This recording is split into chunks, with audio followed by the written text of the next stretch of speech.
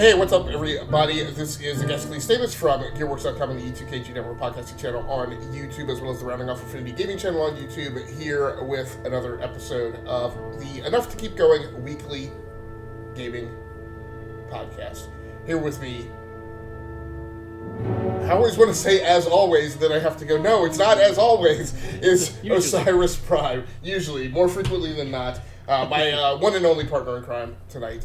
If you are not familiar with the show's format, this week is our deep dive format. We're going to be looking at themes and trends across the news cycle in the video games industry.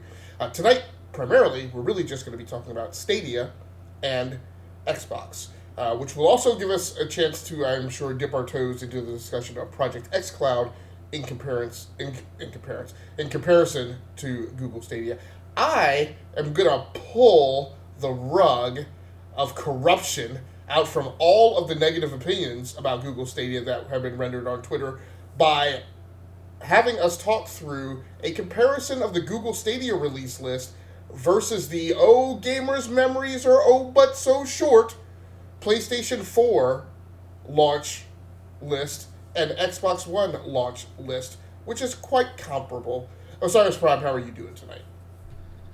I am well, thank you, and I'm glad you said that because I was getting kind of peeved too myself. But we'll talk about that more here. Yeah, it's so much easier to throw shade at an unknown thing than to actually put some thought into making a valid critical assessment. So let's go ahead and get started with the discussion on Google Stadia. Tonight's news discussion starts with an article on Eurogamer. Google unveils Stadia's full 12-game launch day lineup. Now, if you paid attention to the news cycle, you know that Google kind of maybe three-stepped the release list. There was an initial announcement of somewhere between 12 and 14 titles. And then I think the day of launch, like hours into the launch, or maybe even hours before the launch, an additional slate of 8 to 10 more titles were announced for a total of roughly 23. This story was posted by Matt Wales on Eurogamer, and I quote, "Google's game streaming service Stadia is almost upon us, and ahead of its arrival next Tuesday, 19 November, the company has revealed the full lineup of titles coming to the platform on launch day and beyond.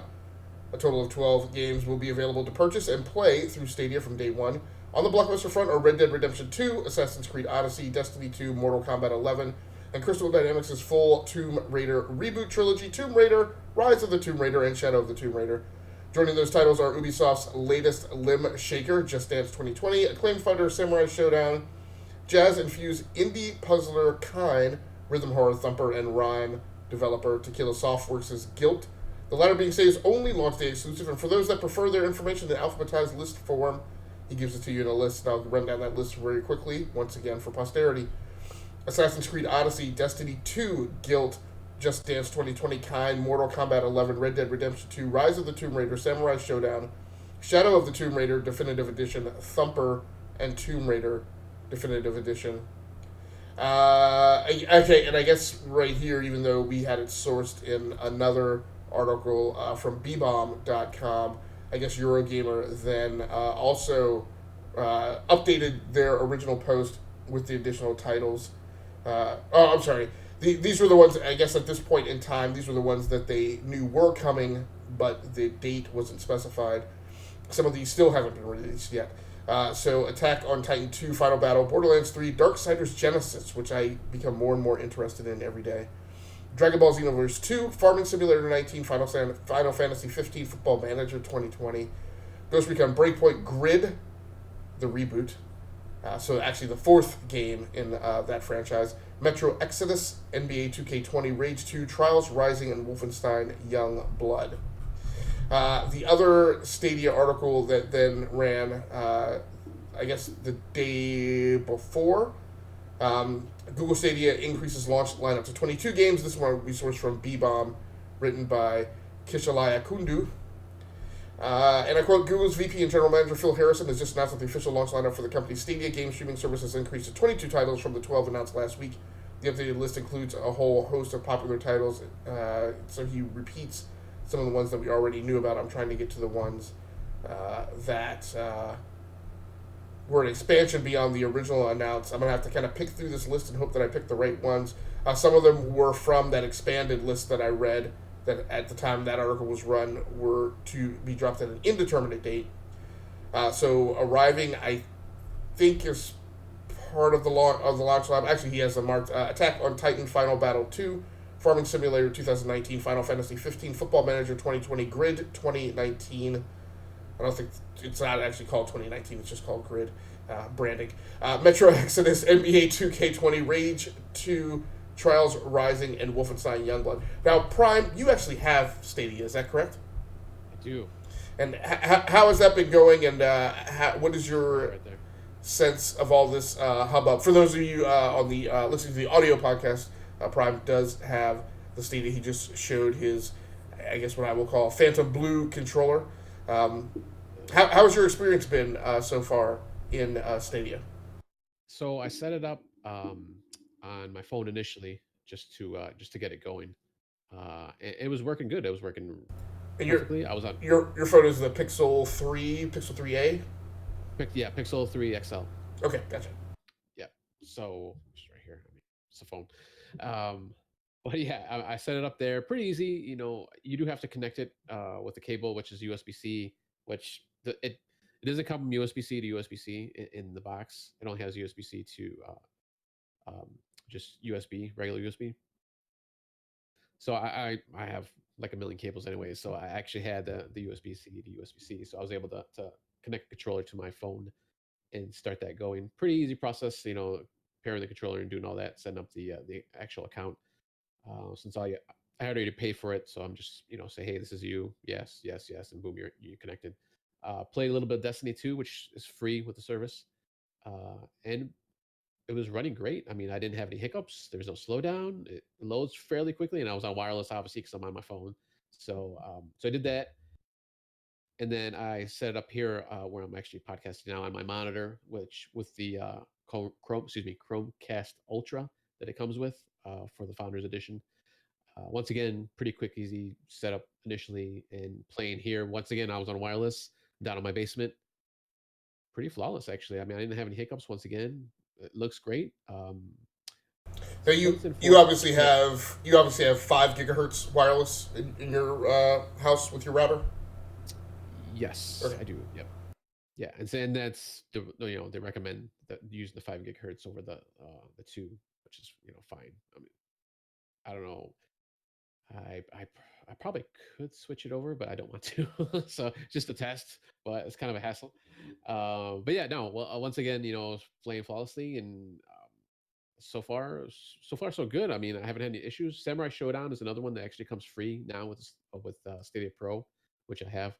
But I didn't get a chance to check that one out. And even with Destiny, I was just playing through the story. Well, not even really a story, just kind of going down into like strikes, or not even just doing like random battles and stuff. And I was playing with people.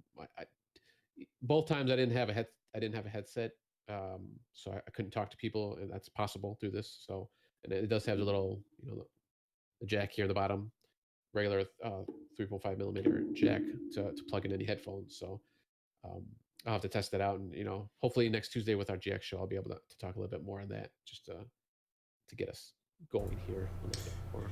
Now, the largest amount of shade that I saw on the internet, and mostly I was paying attention to Twitter, was around the launch titles, as well as a lot of discussion of the financial model. I won't so much get into the financial model tonight.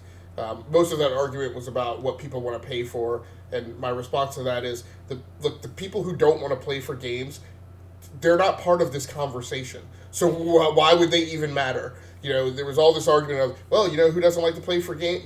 People who don't like to pay for consoles. What they don't like to pay for is they don't like to pay for games. And I'm like, well, they're not going to buy a PlayStation 5 or an Xbox Scarlet, so they're only going to play free to play games on their phone. So what? Right? They're not part of the market under discussion.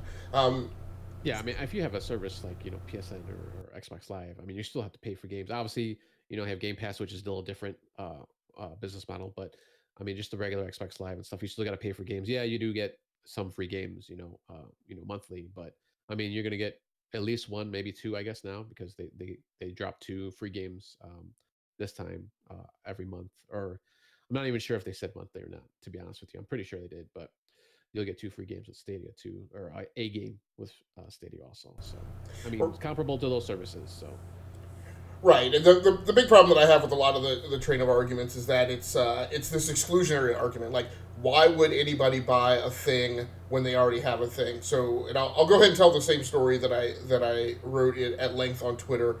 Unfortunately, maybe to Matt Piscatella, who probably didn't pay it one bit of attention. But the story I tell is one that people on this podcast have probably heard several times. In 2010, my Xbox got the fifth Red Ring of Death, and I left that platform for a period of 5 years. I have also been burned by Steam because of, on NBA 2K something or other, because I played it more than the 2 hours allotted before I realized that it was the game that was broken and not my gaming PC. I've bought digital music where the digital store that I bought it from got into a licensing dispute with several artists, and the music that I bought from there I could no longer re-download. Now, this is a conversation that I also had, a similar conversation that I also, or associated adjacent conversation that I had with people on a Discord server that I'm on, and it was all about, well, when, if, Google drops this service, or if a publisher leaves Stadia, then you've paid for a game that you don't have access to. That may happen. The only thing I can say is that what the company has said is that if a publisher leaves the platform, you will still have access to the game. Just like if you buy a Disney movie through Amazon and Disney no longer licenses Amazon to sell that movie, you can still play the movie that you bought through Amazon. That's kind of become a standard in our service-oriented economy. So all of those things seem to me. The other thing, that I relayed in that conversation was like what I said about the music. That's not a danger just because it's Google. That's a danger with everything that you buy online. There's the risk that there's going to be a licensing dispute or for some reason, and I think people go, well, but it's a problem because you can't download the games from Google. I'm like, I am absolutely certain 99% of people who buy things online don't download things and make archive backups of them. What we do is we download stuff, we build a PC, we download stuff onto it. When it comes time to trash that PC and rebuild a new one and wipe the hard drive and build a new OS, people go back to those stores and re-download all that stuff. That's a big part of setting up a new PC. So you're always going to be at risk of going back. Look, if you use a lot of video editing suites and media editing suites, what those companies now will do is typically when you buy that version, you could typically only re-download it for about 2 years, and after 2 years, the re-download installable isn't even available. You have to buy the upgraded version. So these are things that are kind of standard. But anyway, what I want to do now is I want to read through the release list, because this is the thing that really drove me batty, was people who threw shade at the release list for Stadia. For PlayStation 4, I'm reading from IGN's Wiki Guide. The launch titles for PlayStation 4 were roughly about 23 titles. I've seen anywhere from, I've seen 22, I've seen 23, I've seen 26. Point is, roughly the exact same number that Stadia launched with. So there is not a numbers problem. And Xbox One also launched with about 23 titles. The PlayStation 4 titles were Angry Birds, Star Wars, Assassin's Creed 4, Black Flag, Battlefield 4, Blacklight Retribution, which was apparently a beta, Call of Duty Ghosts, Contrast, DC Universe Online, Dive Kick, FIFA 14, Flower, Injustice Gods Among Us Ultimate Edition, Just Dance 2014, Killzone Shadowfall, Knack, Lego Marvel Superheroes, Madden NFL 25, NBA 2K14, NBA Live 14, Need for Speed Rivals, Playroom, Resogun, Skylander Swap Force, Sound Shapes, Super Mother Load, Trying to the Complete Story, Warframe. A big thing that I saw people complaining about was about the no exclusives on Google. This PlayStation 4 release list has, in my opinion, only 3. I think there was. Yeah, there weren't that many. I'm trying to whittle down the ones that I would actually give a crap about. There's Flower Neck, and I think there's one and Resogun, and none of those all those were small indie titles, which I don't spend a ton of time playing indie titles. Those things wouldn't have interested me. Oh, Killzone Shadowfall was that. So that's really the only one on this list that I would have cared about. Everything else was a third party game. There were plenty of AAA games, but they were all also games that were available on other platforms, and had released either slightly before or were all being released at the same time. Basically, virtually zero difference in this release list and the one that Stadia has. The Xbox One release list is also similar. Assassin's Creed you're going to see a lot of the same players on this one. Assassin's Creed 4, Black Flag, Battlefield 4, Call of Duty Ghosts, Crimson Dragon, Dead Rising 3, FIFA 14, Fighter Within, Forza Motorsport 5, Just Dance 2014, Killer Instinct, Lego Marvel Superheroes, Loco Cycle, Madden, NFL 25, NBA 2K14, NBA Live 14, Need for Speed Rivals 2, Peggle 2, Power Star Golf, Rise, Son of Rome, Skylander, Swap Force, Watch Dogs, Zoo Tycoon, Zumba, Fitness World Party. Again, a lot of the same titles. Actually, more first-party titles on this list than there were on PlayStation 4. For everybody who keeps jumping up and down, waving the PlayStation 4 first-party flag. More titles here that I would care about. Obviously, I'm a huge Forza fan. However, roughly the same number of titles. And again, a lot of third-party titles that were available on other platforms. Some small indie titles that, in my opinion, don't make it. I mean, if I'm going to buy an indie machine, I'm not spending $500 on an indie machine, right? Indie titles are for my $500 budget PC that I buy, my NVIDIA Shield, or my mobile devices, right? That's not why I buy a first-class capital piece of gaming equipment. So I don't know, Prime, I'm sure you also were exposed to a lot of the negativity on the internet about Google Stadia. Your thoughts and opinions now, either just as a journalist observing it or as an actual Stadia player. Yeah, I mean, looking at the Stadia list, you only have, I think, Guilt is the only exclusive on this list, I believe, from what I've seen. And I saw the same things that you were seeing, and even today, I think everything shifted away from that, and it went to another subject, which maybe I'll bring up next week because it's not really relevant for right now. But yeah, that was the first thing I thought of when I started seeing people just complaining about the launch list. Was like, well, I mean, do any release launch titles are ever really like awesome and and knock it out of the park the first day. Maybe there's like one or two here and there, throughout the console generations. But I mean, for the most part, yeah, you're getting your initial launch list, and I mean, these are all great games. Yeah, obviously they've all been released already, but I mean, they're all great games, and a lot of them I haven't even played yet. Destiny 2, I do have.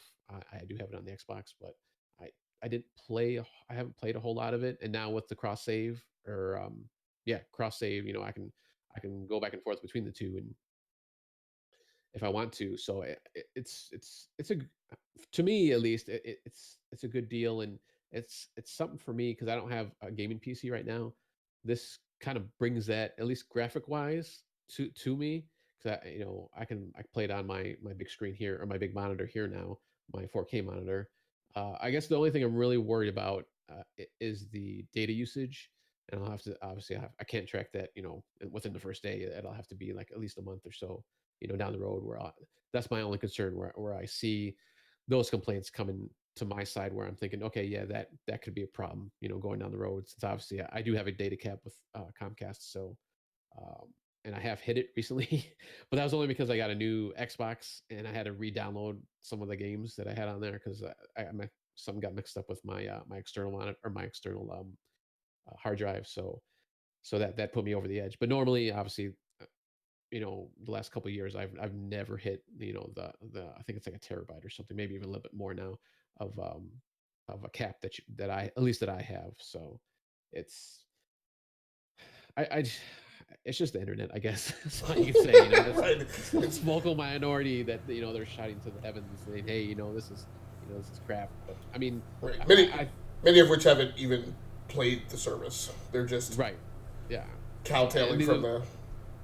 yeah, these are the same people that be like, oh, they'll just turn around and they're gonna probably get the service and try it out. So it's like, come Right. on, guys, just at least play it first, and try it out Right. and see how it actually works. But I guess the other thing I saw a lot of reports, a lot of reviews, I guess that it came out saying that um, I guess the connections and stuff really weren't that great, and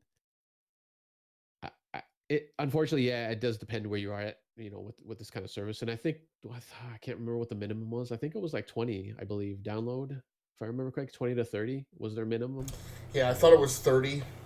Yeah. I mean, So I mean, the minimum for the premium service. I think right. the minimum for like 4K is like 35 megabits per second or something like that. Yeah, and I have seven. I believe I just got bumped up to 70. So I mean, I'm pretty high up there, probably more than the average person, more than likely. Um, but I got the base. I just have the base package as far as internet. So it's, I don't have like a super, speedy internet or anything like that. Like I said, I just have 70. So it's so far so good. It's working fine. So and once again, all over Wi-Fi, so far. It does come Right. with. It's a little weird because like the power adapter that it comes with, that's where the Ethernet connection is. So I'll have to try that out on my TV just to see if the graphics get bumped up maybe a little bit more, or see how what that even changes once I plug that in. So But now with the Premier package with the Founders Edition, the only thing that you've been able to play without paying for it has been Destiny 2. Is that correct? correct. Yep. Okay. Yeah. There is Samurai Showdown now also, but I didn't get a chance to play that one yet. So Okay. was that one that'll be a good multiplayer. Well, I mean Destiny 2 also, but that's another good twitchy, fighting game because obviously it's a fighting game, Samurai Showdown. So Right. that'll be a good And to see how the input is on that one. is that version of Samurai Showdown still 2D? I believe this is the newer one, which was kind of 3D-ish, kind of like Okay. Street Fighter. The latest Street Fighter was 3D models, but in the static Okay. uh, 2D plane, basically. Okay. And yeah, that's definitely going to happen. Look, I mean, you know, I mean, in the 21st century, in 2019, we should all be aware that the delivery of network packets differs. From one physical connection to another, from one geographic region to another. I keep trying to explain to people it's not just bandwidth, right? If bandwidth were the only thing that determined network performance, none of us network engineers would have a job, right? Right? It's packet loss, it's jitter, and it's latency are your three big ones. And when it comes to gaming, it's also this thing called entropy. So you got kind of five big factors. And all those can play differently based on your geographic location. You also have the peering connections over a CDN or a content delivery network within your local area. I know I'm on FiOS, but I live in a very small town. My CDN connection is not a big pipe, so I have instances where I can live stream my own content at 1080p without a problem. But if I try and play a YouTube video, depending on if everybody in my town is is watching a YouTube video and they're all sucking data across that one peering connection, that's going to cause a problem. I have instances where my YouTube video fidelity I can only do 480p and keep a smooth frame rate. But that's the difference between where I'm shipping my data versus when I'm trying to pull things over from a CDN peering connection. So, I mean, all these things play, and that is one thing that I will admit I don't necessarily agree with what I saw from reviewers, stinking professionally paid media journalists, where it didn't work for me, so therefore it's not ready to go. I'm like, Yeah. no, no, that's not the way it works. I mean, that's a problem, but you know what? I mean, the problem with network connectivity in here is a country problem. It is a regional problem. It is an economic, political, and who knows what else problem. It's not just Google, right? And Stadia. So I yeah. guess that's what we're.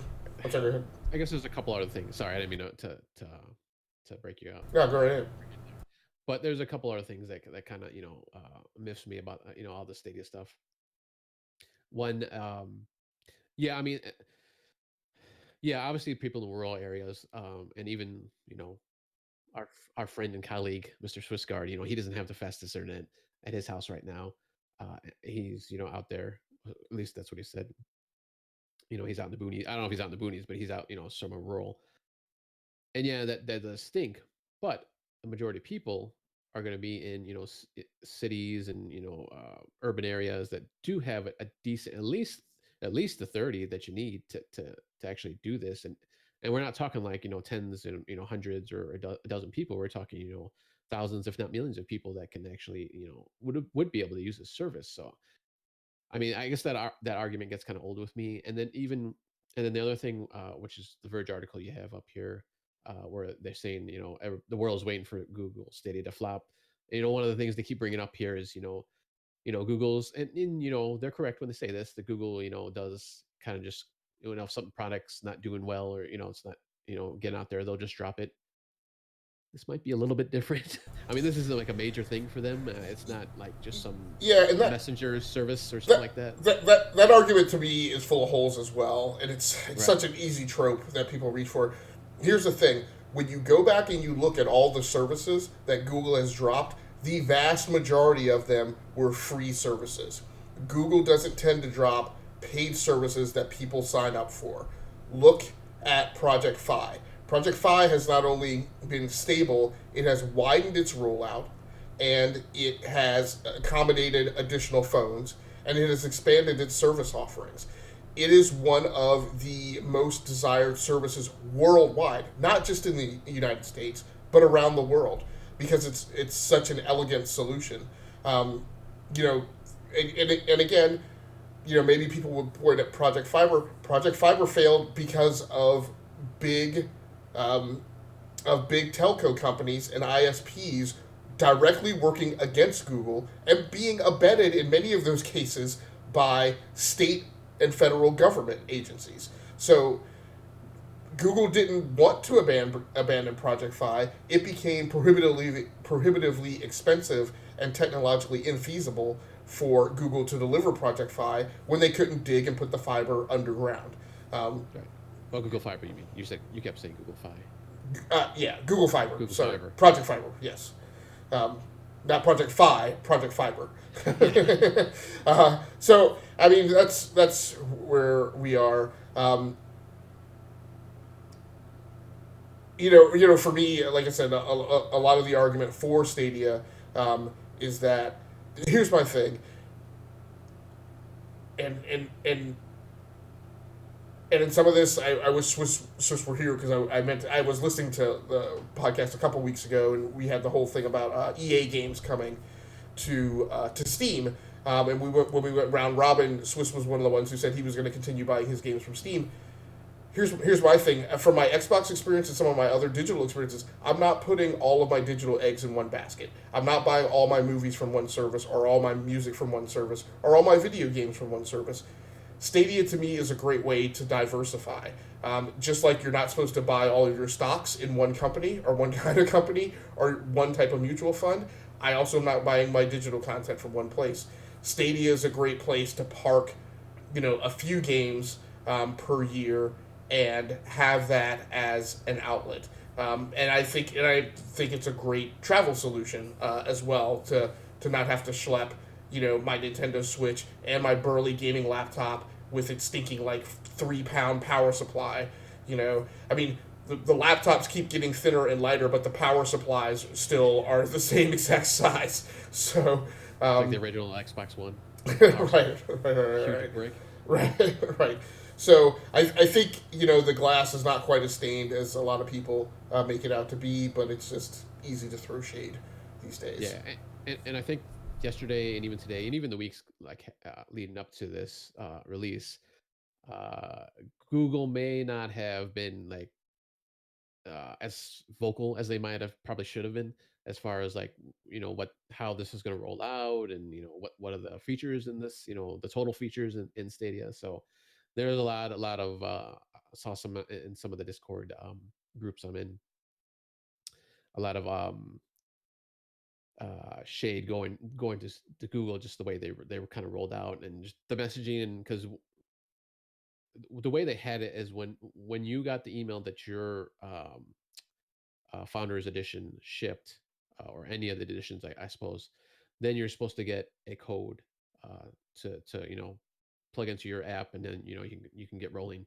And I guess some of that had problems, and it's just like any launch of any system or even any game, there's obviously going to be stumbles and hurdles and stuff that they might not actually jump over and they miss. So, I mean, I'm sure in another few weeks, even a month, people are going to forget about this and they're just going to hopefully just be complaining about games and data caps and stuff like that. Well, So, right. Well, that's another thing.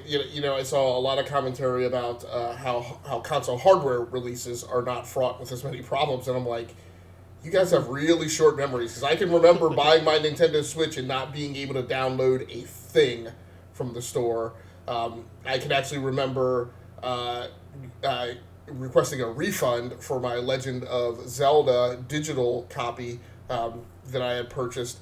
So I could quickly try and turn on a dime and order a physical copy from Amazon and get it the launch weekend, so that I could play before we had to be on the podcast on Tuesday. I remember like all the things about like switch your DNS to be able to effectively download games from the eShop and all like none of these things have been perfect or good really, but it's Google. Yeah. And then I guess my last piece is, and then all the other easy trope that people reach for is, well, Google's really just doing this to get your advertising information or whatever, or get your data and sell it to advertisers. And I'm like, it finally kind of dawned on me because there's a couple other things going on in the tech news cycle, and I'm like, you realize that all this information that we complain about giving to Google, which at least when we give it to Google, we get services in return. It's pretty much the same information that you've been giving to your banks and financial institutions for the last decade. And they use that data to decide who gets credit cards, who gets loans, and who gets the lowest interest rates. And in many of those cases, the people who are most advantaged by the use of that data is not you. So, so there we are. That's a lot of... I did see one funny headline. I didn't get to click on it and read the article. It was a reviewer who said that the Stadia was working better in the hotel he was at than in his house. So I thought that was kind of funny. But I don't know if he was just being, funny, or if he was, that was the actual case. No, and that's through it. It's possible, I guess. And that's actually encouraging because one of my questionable use cases is how does that thing work well on travel? This is another instance of where I get frustrated with these things that we use. I mean, even not just in gaming, but I say this all the time: smartphones, smartwatches, fitness bands, gaming consoles, all this stuff. These are incredibly powerful devices. It is incumbent upon you as a user to become knowledgeable about the thing that you use and the thing that you own. We are highly dependent upon network connectivity, and the vast number of people who have cut the cord and are dependent upon streaming for their television services and play games, and people who are gaming streamers who don't understand how network connectivity is delivered to your house, and don't understand that, hey, if you're on cable, and cable is a synchronous technology, which means if you and everybody on your hub are on the internet at the same time, sucking down huge amounts of data, your performance is going to be impacted. It's kind of just like electrical voltage. So if you go live with Stadia at a time when everybody else on your block is watching Netflix, right, you're going to have bad performance. If you don't want to have that, then you need to be on DSL, ADSL, or on fiber, because those are asynchronous services who aren't impacted by the volume of people pulling data across your nearest node. Like, these are the things that impact your lives. Learn them. So, all right, we should probably move on to Xbox. I can hear DBQ's ears bleeding as he's listening to this podcast. Xbox should at least the back half of the show should be predominantly positive. XO19 has been going on this past week. Tons of announcements, really surprisingly, coming out of this. Big deals. Xbox Game Pass is now $1 for 3 months with a ton of new games, which is a special that's been run before. But it is yet another instance of it. First timers. Yes. Signups. Yes. Yeah. First time we're signing up with the Game Pass, right? Right. Yep. So I believe it's the same deal. You can conflate it with your Xbox Live subscription. if you already have it, and add the Game Pass to it for $1.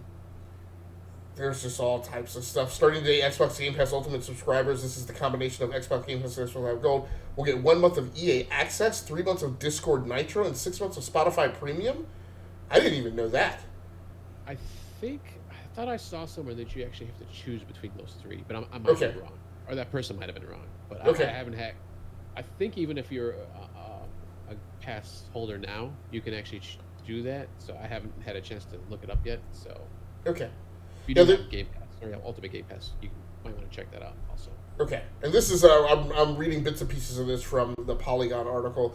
Xbox Game Pass regular price is $10 a month. Xbox Game Pass Ultimate, which started in June, is $15 a month, and includes access to the PC library as well as Xbox Live Gold.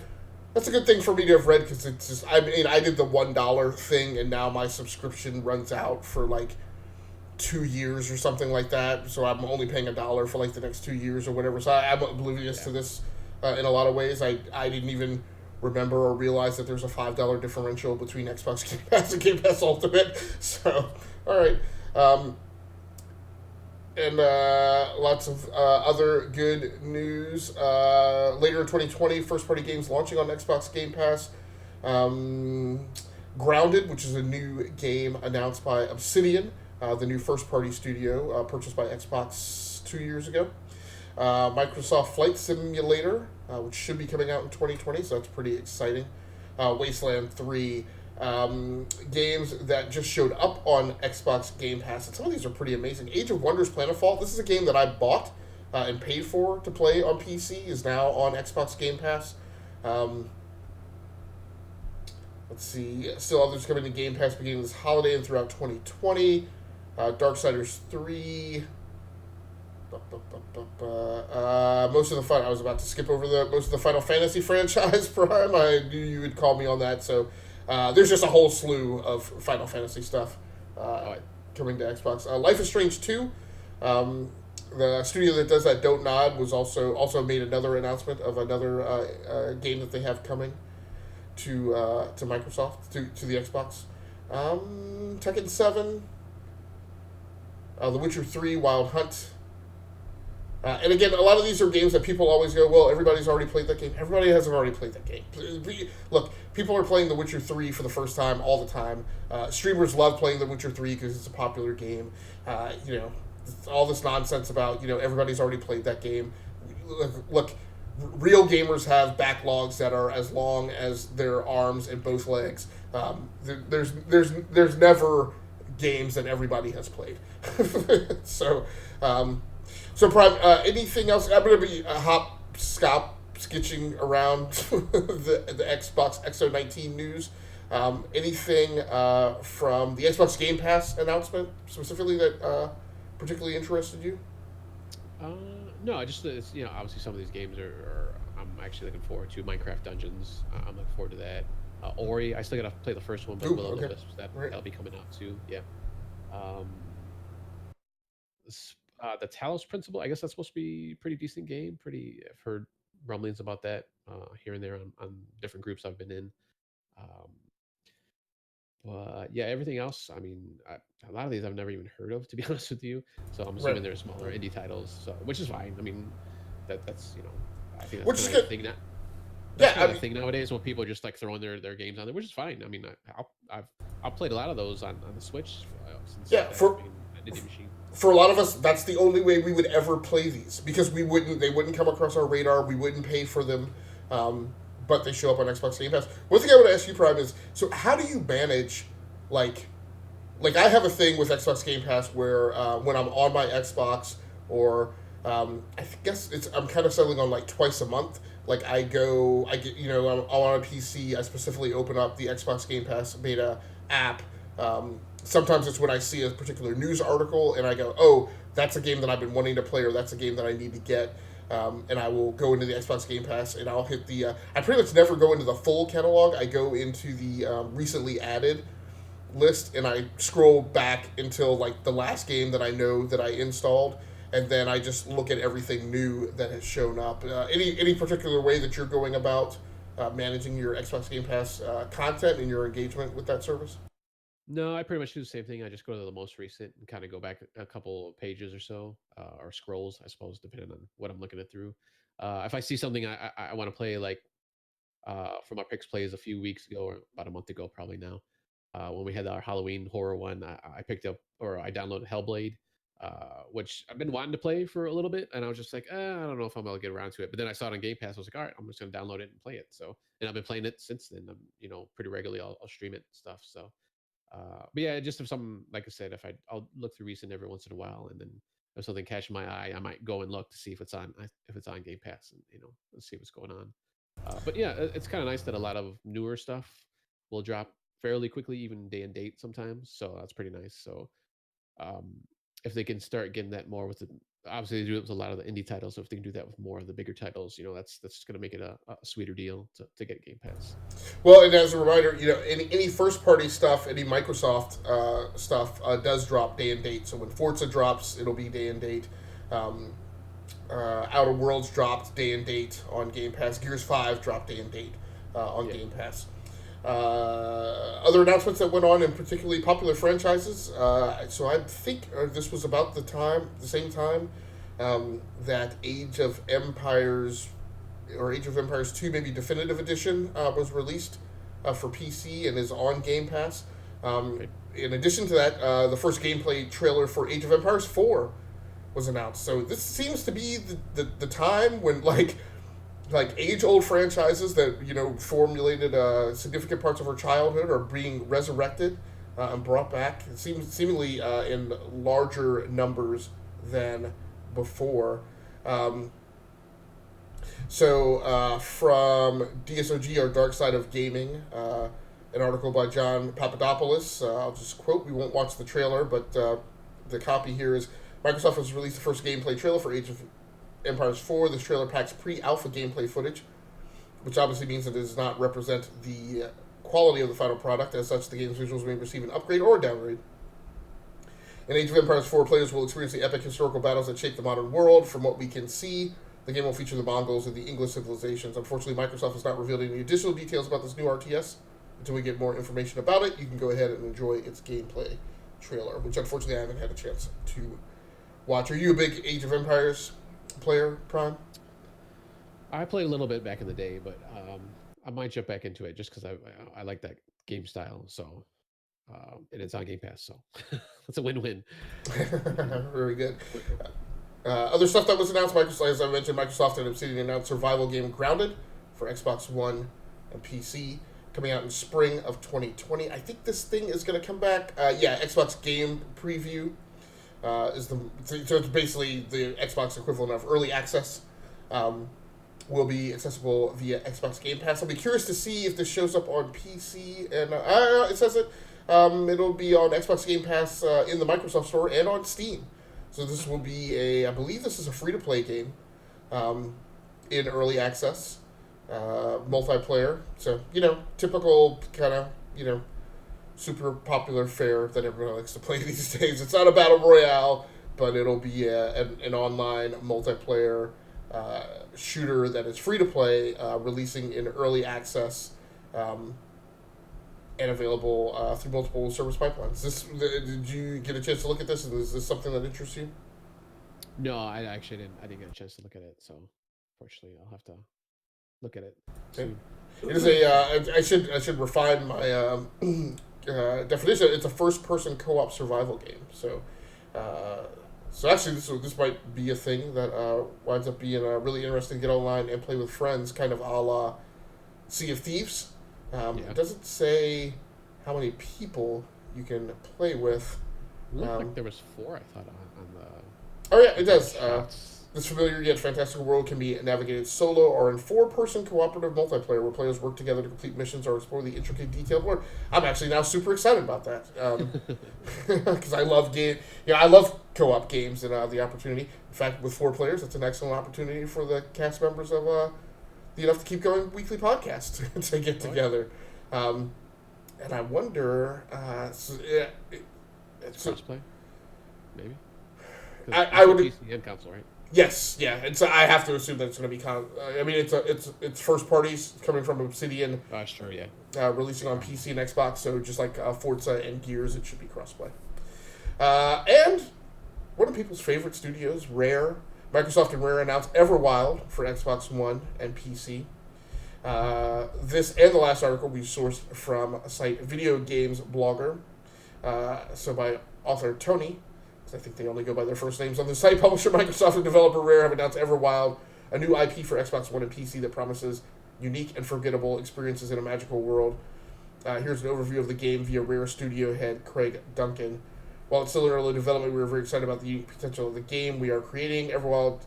Team is focused on building an experience that allows for new ways to play in a natural manner. This sounds, I'm not going to read the entire account. It sounds very much like a new spin on something that is Fable-like. Now he mentions that they have two large games in development. Do you know what the other game? Oh, I guess because they still have Sea of Thieves going. Sea of Thieves. Yeah, I think that they're talking about Sea of Thieves. I'm Yeah. assuming. Yep. Yeah. So very interesting. Graphically, it looks a lot like Breath of the Wild, like Zelda. Okay. If you kind of skip through the trailer there, Gotcha. just observation. Yeah. Right. Big open world. So let me ask you, for your analysis, Xbox Scarlet doesn't drop until late next year. Microsoft purchased these studios in 2018, right? Was when they announced it at E3. I believe so. Yeah. Yeah, because we came into 2019, and the whole thing going into this E3 was the what most analysts expected was that these studios would not have anything to show. But in the lead up to E3, Phil Spencer mentioned that you would hear from each of the new studios that they had acquired, and some of them actually had new games to announce with gameplay footage available. Interestingly, as we observe this, going into spring, some of these studios are already releasing new games built on new IP. It seems like the ship is already starting to turn around from all of the wailing and gnashing of teeth, lambasting Xbox for not having first-party titles. One of the things that's interesting, if I can have the latitude to segue into an analogy, one of the things that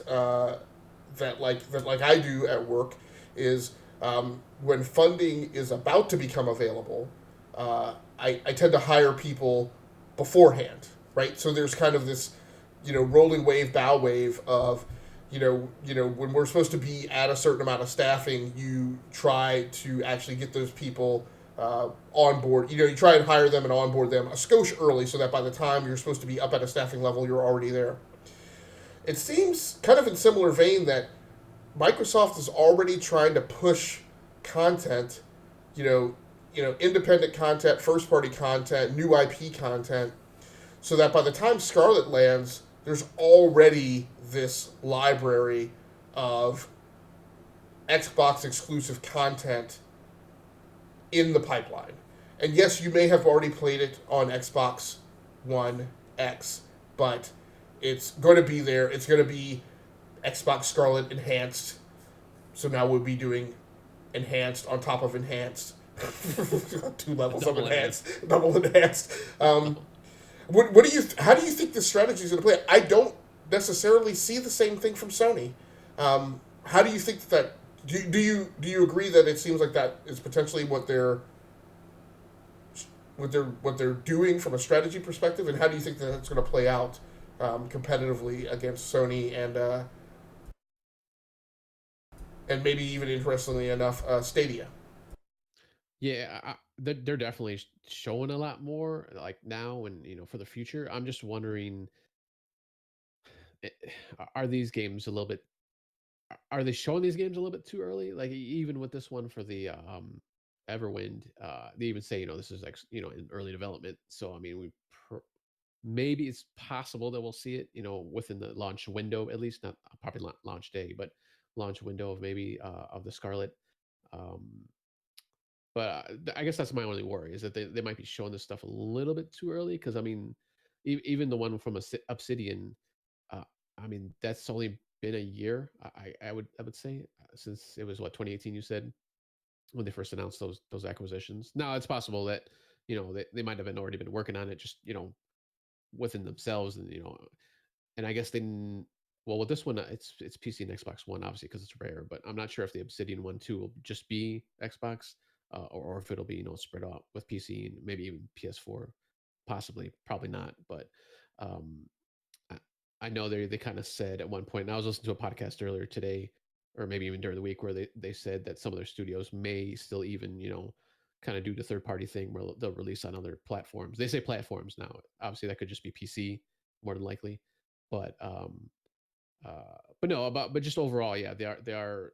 I mean, they're in a good position right now. Obviously, Sony, I don't even know what games may potentially be coming out for the PS5. I mean, um, I don't really know. I mean, I haven't really seen anything from them. Now, granted, I don't have a PlayStation now, PS4, so I'm not super like going into detail for all all the PS5 news. But I mean, just in general, you would figure you'd see something get thrown out there. So I mean, it's just like okay, and I don't know if they're just like keeping that close to their vest for now. Maybe E3 they're just going to explode with all kinds of games, possibly, which is always a potential. But yeah, as for right now, I think Microsoft and Xbox, and it's in a good position to get rolling. And I don't want to say win, but just get rolling with the next generation, and have a good lineup. And hopefully they'll take a cue out of maybe Nintendo in that first launch window a year. They'll have something like every month. They always had that one major title each month, like Nintendo did. Hopefully they'll do that because I mean it worked for them, and that got them rolling, and they slowed down with that release window period that they did, but they still get stuff sprinkled throughout the year now. But at least that first year they can start off like that. I think that'd be good. Yeah, very cool. Last thing on our discussion topic list for tonight is the fact that Oh, 2000. can I mention one more thing Yeah, go that ahead. you didn't mention? Yeah, The sorry. Yakuza series coming Oh, to yes. Xbox. Yeah. Yeah, so that's pretty cool. I've always wanted. That was one thing that was on the PlayStation that I always like. Oh man, if I did have a PlayStation, that'd be why. So And not just Xbox, but Xbox Game Pass. yes, yes, early So, 2020. so plenty of opportunity for all the Xbox subscribers. Again, that's just like there's parts of me that worry that Game Pass. I still don't like. There's a part of me that just still doesn't inherently trust Game Pass in terms of like. I worry that it's devaluing the the value position of an individual game, uh, and that it's fine for Microsoft because they make that money up on the back end somewhere. But I don't know how like the developer furthest from the flagpole fares in that arrangement. But at the end of the day, one of my big concerns is I feel like gamers don't get exposed to enough different types of games and genres and content. Um, as much as we game, there are titles that we don't play. There's titles I don't play, and I still don't think I'm going to play Yakuza. But the point is that it's going to land somewhere that like it's going to enable me to make that choice at the highest level of convenience feasible. Um, like the hardest part for me now playing things that come to Game Pass is hard drive space. So Yeah, but it's going to present an excellent opportunity for other people who might not have who otherwise would have never played that title um, to have a chance at it. So that's awesome. That's good for gaming all around, in my opinion. yeah, and I'm just thinking when you said about how the publishers of these games are they being treated well. And I've seen articles and interviews where people say, "Oh yeah, this is a great program. We're getting, I don't think they said compensated, but they said we're getting treated pretty well." And I'm just thinking about it. I'm tending to believe that maybe the Game Pass is doing pretty well for these publishers because back in the day, like with when Xbox Live was first rolling out on the 360, and um, they had games coming out for downloads and whatever.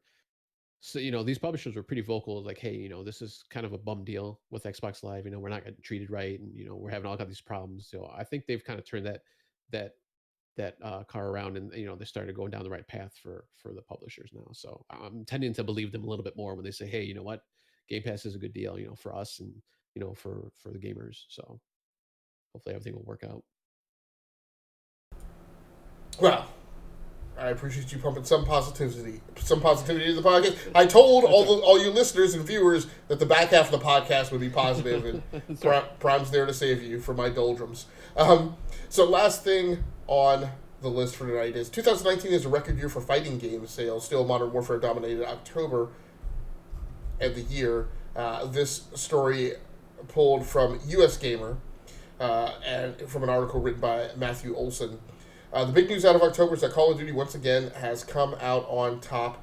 NPD's video game sales report for last month confirms that Modern Warfare has already become the best-selling game of 2019 so far, and kept the Call of Duty's chart topping in its release month streak alive for a 12th year running.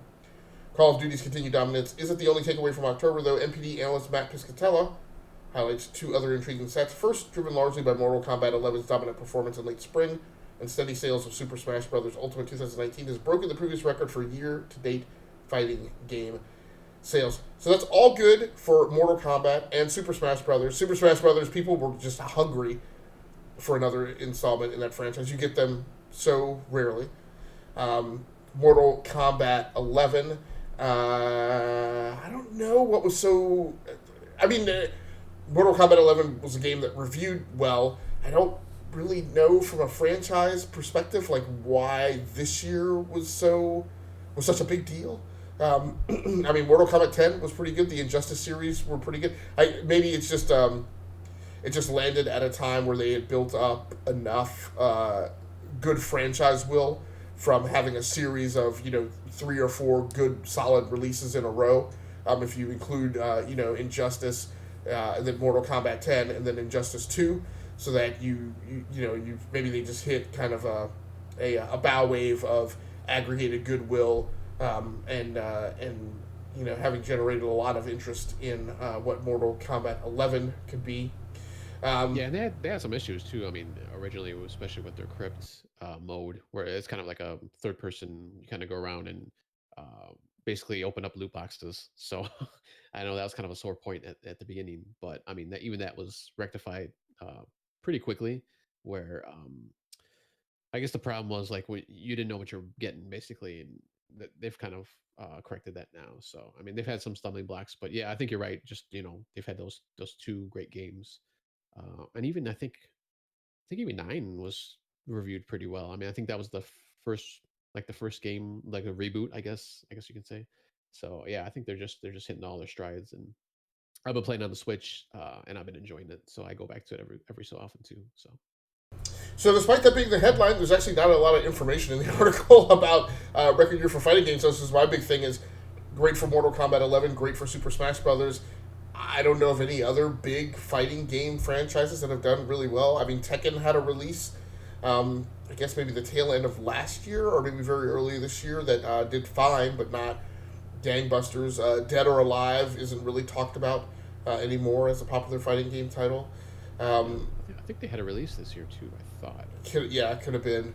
So let's just talk about the top 10 games for October 2019 from the NPD stats. Call of Duty Modern Warfare Outer Worlds, Luigi's Mansion 3, Madden NFL 20, NBA 2K20, Tom Clancy's Rainbow Six Breakpoint, WWE 2K20, FIFA 20, Borderlands 3, and Ring Fit Adventure. Prime, any surprises on that list for you? Luigi actually at number 3 with obviously a Switch exclusive, and it had only been out a few days, I guess, from when they track these numbers. So it's pretty good. Same thing for Ring Fit Adventure, which requires the purchase of a weird, funky peripheral that makes no sense whatsoever, but it's gotten a lot of Nintendo Switch owners on board apparently. The top PS4 games for October. Don't track much differently. In fact, nothing different in this list from the above list, other than the presence of Grand Theft Auto 5. And I do believe that the PlayStation 4 is a Grand Theft Auto machine. I just think a lot of people, a lot of console players buy that on that platform. For Xbox, same thing. Nothing here that's a surprise. Other than you add Gears 5, which is a good news story for first party and Xbox exclusive. You also add Grand Theft Auto 5. So it's weird here that Grand Theft Auto 5 was not in the top 10 overall game sales for October, but does show up on both the PS4 and the Xbox One top-selling games, which seems to tell me that a lot of top-selling games in sales were consumed by Nintendo, you would seem to think. For their top 10 games, you get Luigi's Mansion and Ring Fit Adventure, as mentioned in the main list. You also get Link's Awakening, which I'm actually a little bit surprised that wasn't in the overall list. Mario Kart 8, which people are still buying because they didn't buy it during the launch year of the Switch, I guess. I think it's one of those things where if so in the first year of this, so in the launch window of the Switch, you probably have a lot of adults buying it. By the first holiday of the Switch, you probably have a lot of parents buying them for their kids and more adults buying it. As we get into the out years of the Switch, you probably mostly have sales being purchased for kids as the prices come down, or bundles or whatever. And a lot of parents are probably buying their kids Mario Kart 8. There's a Mario Kart 8 bundle, in fact, that most retail stores have, so that might explain it. Super Smash Bros. Amazingly, Overwatch pops immediately to the top-selling game list on Nintendo Switch. Number 6. That's big. That's a good news story. Witcher 3 Wild Hunt, which has to chug on the Switch. I'm sure it plays, but it's got to be noticeable, the performance hit. But it swings in at number 8. Super Mario Maker 2 and new Super Mario Brothers U Deluxe. Is the Super Mario Brothers U Deluxe, is that an eShop title? Not exclusively, I don't think. Okay, so it has a physical retail release? I'm pretty sure it has a release. Okay. Physical release. Okay. Plus, it's first party. They don't do a lot of just the digital ones. Okay. So, yeah. I don't know what that is, quite frankly. And it strikes me quite strangely. But I don't... I'm surprised that one's on there. So yeah. Yeah, because that wasn't... we'll have to dig into that later. Because I thought the only big releases on Nintendo Switch this year were Super Mario Maker, Yoshi's... whatever, and Luigi's Mansion. So yeah, I'm not even aware of Super Mario Brothers. Is that a new game or a remake? No, that's a remake from the Wii. Okay, with a physical 2D, retail. I believe so. Yeah, Okay. 2D style. Yeah. Okay. So that exhausts our list for the night. Prime, anything else that you want to add for discussion? No, the only other thing I guess that from the XO19 was that Kart Rider, which I had never heard of, but I guess it's like a big deal, like in Asia and Korea and stuff like that. So I was like, okay, it's like now one of those like the what's that shooter? It's like X. Yeah, I know what you're talking about. Cross whatever. Yeah, I can't remember. Crossfire. Crossfire, yeah. Something like that. that. Was another one I was like, I had never heard of that, but evidently, it's a big deal outside the U.S. So yes, bringing those yeah. type of games here. And that's Final Fantasy 14 also. Right. And I think that's a good strategy, and another part of the, in my opinion, brilliance that Xbox is showing when they're reaching out to foreign markets and grabbing games that they think can also play well with a Western audience, and so that when they bring them on Xbox, it gives people in South Korea, I guess, I'm assuming North Korea people don't buy Xbox, but you never know. China wasn't able to buy consoles until recently, and now they buy tons of consoles. But puts games on that platform that appeal to audiences on both sides of that particular pond. So that's pretty interesting. Well, thanks everybody for joining in tonight, or whenever you are listening to the audio or video version of this. We will be back next week with our Gamer Experience show. Did we pick up Picks Plays last time? Racing games. I forgot. Yes. I forgot that I was on that show. So, yes, racing games. Yes, in celebration of the Need for Speed release, although that might be we might be celebrating more than the people who actually bought that game, but that's fine. So we'll be talking about racing games next week, as well as everything else that we have played. Actually, if I get off of here and can push the go live button quickly enough, I'll be playing another racing game tonight. Prime will be continuing to play his Google Stadia. Are there any racing games on Stadia? Other than Grid, I don't think so. Oh, that's right. That would be that'd be interesting. And I don't like this thing that sticks at the bottom like this. I know that's the place because you're like me. You're an Xbox guy who like doesn't understand. Like it's just morally wrong for the analog sticks to not be offset from each other. Yeah. Because I think even on I don't have the Pro Controller here, but the Nintendo Switch Pro Controller I think is offset too. So that's a good question. Have you tried playing it with an Xbox One controller? No, I thought that wasn't you weren't able to do that yet. I have to look that up though. Okay. So I'd see. Which that was one of the features that wasn't at launch. Okay. Which I will admit that is a problem for Stadia, is the fact that like to know what you can and can't do on it requires you to dig into some massive FAQ site because it's very unclear like what's ready, what's not, what's coming, and like what they've dropped. So, but good news, and I really appreciate your insight from actually having played on Stadia as well. I'm still kind of itching to consider ordering one. It's going to be very dangerous if I go look and see that if I can order one and it can just get shipped and arrive here before Thanksgiving, that's going to put me in a bind. I don't think that that's feasible. Do it. I need a Destiny 2 player. I need somebody to play with me. Right. Are you able to play? Can you only play Destiny 2 with the controller, or is it feasible to play with mouse and keyboard? If you played on PC. Yeah, you could play mouse and keyboard. Did I do that? I didn't try that, but no, okay. I know you can. I'm pretty sure you can use mouse and keyboard. I think. Okay. All right. That's interesting. All right, man. We're going to get out of here. We're going to go play some games. Thanks a lot, everybody, for joining in. Until next time, happy hunting. Stay safe out there. Take care of yourselves. Play the games that you like, and come back here to talk about the games that you love. That's going to do it for us on behalf of the E2KG Network, myself, and Osiris Prime. Good night, good luck, and good gaming. We're out.